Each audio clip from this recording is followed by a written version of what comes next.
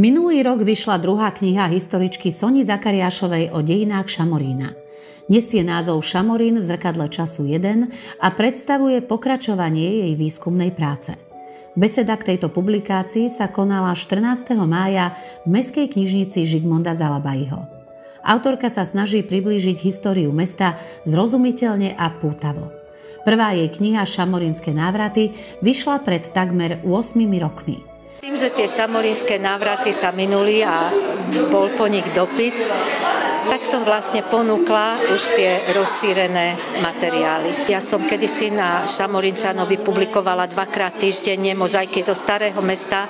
Tam som zbierala veľa materiálov. Medzi tým počas covidu som si zašla, mala som aj potvrdenie o bezinfekčnosti do knižníc, lebo inak sa nedalo, do roboty sa nedalo chodiť, takže som aj na to využila čas.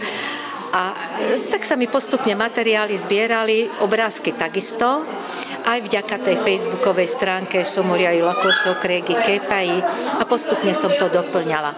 Zameriava sa na obdobie od počiatkov mesta po 19. storočie. Sonia Zakariášová čerpá z archívov, historických prameňov aj kroník.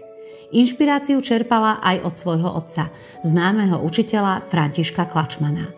Počas besedy priznala, že archív je jej druhým domovom.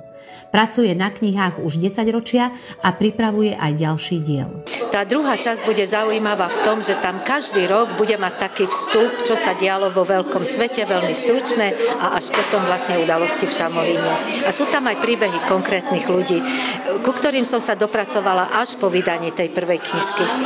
Nechce písať odbornú príručku, ale zachytiť ducha minulosti. Besedu moderovala jej dcéra, atmosféru dotvoril spevák Ati Mezei. Publikáciu vydalo Wanted Design s podporou mesta Šamorín.